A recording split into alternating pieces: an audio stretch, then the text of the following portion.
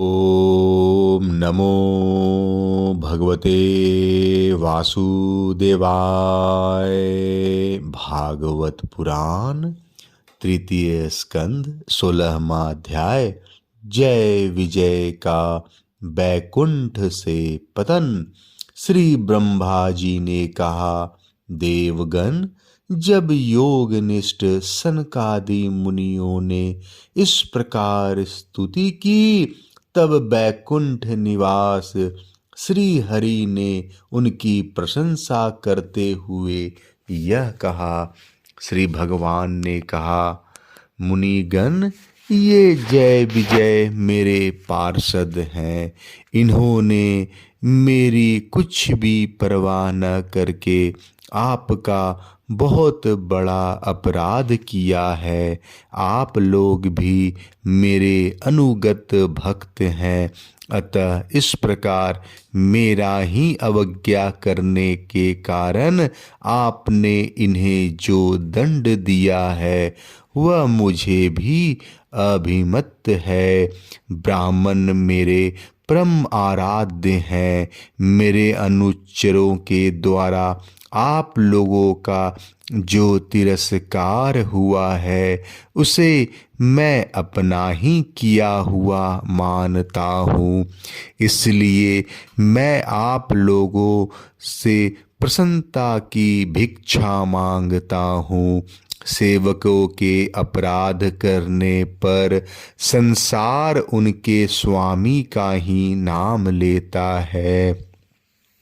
वह अपयश उसकी कीर्ति को इस प्रकार दूषित कर देता है, जैसे त्वचा को चर्म रोग मेरी निर्मल सुयस सुधा में गोता लगाने से चांडाल पर्यंत सारा जगत तुरंत पवित्र हो जाता है।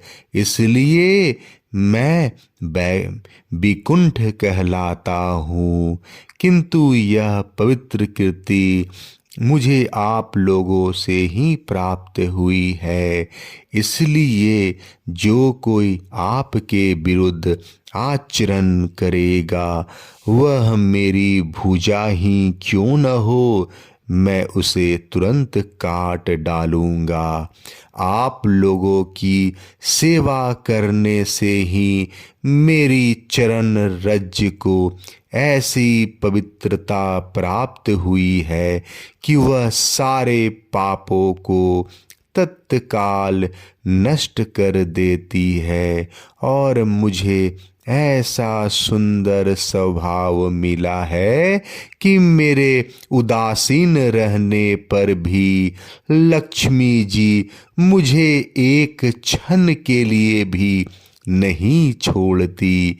यद्यपि इन्हीं के लेश मात्र कृपा कटाक्ष के लिए अन्य ब्रह्मादि देवता नाना प्रकार के नियमों एवं व्रतों का पालन करते हैं, जो अपने संपूर्ण कर्म फल मुझे अर्पण कर सदा संतुष्ट रहते हैं। वे निष्काम ब्राह्मण ग्रास ग्रास पर तृप्त होते हुए घिसे तरह तरह के पकवानों को जब भोजन करते हैं, तब उनके मुख से मैं जैसा तृप्त होता हूँ, वैसा यज्ञ में अग्नि रूप मुख से यजमान की दी हुई आहुतियों को ग्रहण करके नहीं होता। योग माया का अखंड और असीम ऐश्वर्य मेरे अधीन है, तथा मेरे चरणोदक रूपिणी गंगा जी चंद्रमा को मस्तक पर धारण करने वाले भगवान शंकर के सहित समस्त लोकों को पवित्र करती है। ऐसे परम पवित्र एवं परमेश्वर होकर भी मैं जिनकी पवित्र चरण रज को अपने मुकुट पर धारण करता हूँ, उन ब्राह्मणों के कर्म को कौन नहीं सहन करेगा। ब्राह्मण, दूध देने वाली गौएं और अनाथ प्राणी ये मेरे ही शरीर हैं। पापों के द्वारा विवेक दृष्टि नष्ट हो जाने के कारण जो लोग इन्हें मुझसे भिन्न समझते हैं, उन्हें मेरे द्वारा नियुक्त यमराज के गृह जैसे दूत जो सर्प के समान क्रोधी है, अत्यंत क्रोधित होकर अपनी चोंचों से नोचते हैं। ब्राह्मण तिरस्कार पूर्वक कटु भाषण भी करे तो भी जो उसमें मेरी भावना करके प्रसन्न चित्त से तथा अमृत भरी मुस्कान से युक्त मुख कमल से उसका आदर करते हैं, तथा जैसे रूठे हुए पिता को पुत्र और आप लोगों को मैं मानता हूँ, उसी प्रकार जो प्रेम पूर्वक वचनों से प्रार्थना करते हुए उन्हें शांत करते हैं, वे मुझे अपने वश में कर लेते हैं। मेरे इन सेवकों ने मेरा अभिप्राय न समझकर ही आप लोगों का अपमान किया है, इसलिए मेरे अनुरोध से आप केवल इतना कृपा कीजिए कि इनका यह निर्वास काल शीघ्र ही समाप्त हो जाए। ये अपने अपराध के अनुरूप अधम गति को भोग कर शीघ्र ही मेरे पास लौट आए। श्री ब्रह्मा जी कहते हैं, देवताओं सनकादि मुनि क्रोध रूप सर्व से डसे हुए थे, तो भी उनका चित्त अंतःकरण को प्रकाशित करने वाली भगवान की मंत्रमयी सुमधुर वाणी सुनते सुनते तृप्त नहीं हुआ। भगवान की उक्ति बड़ी ही मनोहर और थोड़े अक्षरों वाली थी, किंतु वह इतनी अर्थपूर्ण, सारयुक्त, दुर्वेद्य और गंभीर थी कि बहुत ध्यान देकर सुनने और विचार करने पर भी वह यह नहीं जान सके कि भगवान क्या करना चाहते हैं। भगवान की इस अद्भुत उदारता को देखकर वे बहुत आनंदित हुए और उनका अंग अंग पुलकित हो गया। फिर योग माया के प्रभाव से अपने परम ऐश्वर्य का प्रभाव प्रकट करने वाले प्रभु से वे हाथ जोड़कर कहने लगे। मुनियों ने कहा, सो प्रकाश भगवन, आप सर्वेश्वर होकर भी जो यह कह रहे हैं कि यह आपने मुझ पर बड़ा अनुग्रह किया, सो इससे आपका क्या अभिप्राय है यह हम नहीं जान सके हैं। प्रभो, आप ब्राह्मणों के परम हितकारी हैं, इससे लोक शिक्षा के लिए आप भले ही ऐसा माने कि ब्राह्मण मेरा आराध्य देव है। वस्तुतः तो ब्राह्मण तथा देवताओं के भी देवता, ब्रह्मादि के भी आप ही आत्मा और आराध्य देव हैं। सनातन धर्म आपसे ही उत्पन्न हुआ है। आपके अवतारों द्वारा ही समय समय पर उसकी रक्षा होती है। रक्षा होती है तथा निर्विकार स्वरूप आप ही धर्म के परम गुह रहस्य है। यह शास्त्रों का मत है। आपकी कृपा से निवृत्त परायण योगी जन सहज ही मृत्यु रूप संसार सागर से पार हो जाते हैं। फिर भला दूसरा कोई आप पर क्या कृपा कर सकता है। भगवान दूसरे अथार्थी जन जिनकी चरण रज को सर्वदा अपने मस्तक पर धारण करते हैं, वे लक्ष्मी जी निरंतर आपकी सेवा में लगी रहती हैं। सो ऐसा जान पड़ता है कि भाग्यवान भक्तजन आपके चरणों पर जो नूतन तुलसी की मालाएं अर्पण करते हैं, उन पर गुंजार करते हुए भौरों के समान वे भी आपके पाद पद्मों को ही अपना निवास स्थान बनाना चाहती है, किंतु अपने पवित्र चरित्रों से निरंतर सेवा में तत्पर रहने वाली उन लक्ष्मी जी का भी आप विशेष आदर नहीं करते। आप तो अपने भक्तों से ही विशेष प्रेम रखते हैं। आप स्वयं ही संपूर्ण भजनीय गुणों के आश्रय हैं। क्या जहाँ तहाँ विचरते हुए ब्राह्मणों के चरणों में लगने से पवित्र हुई मार्ग की धूली और श्रीवत्स का चिन्ह आपको पवित्र कर सकते हैं? क्या इनसे आपकी शोभा बढ़ सकती है? भगवान, आप साक्षात धर्म स्वरूप हैं।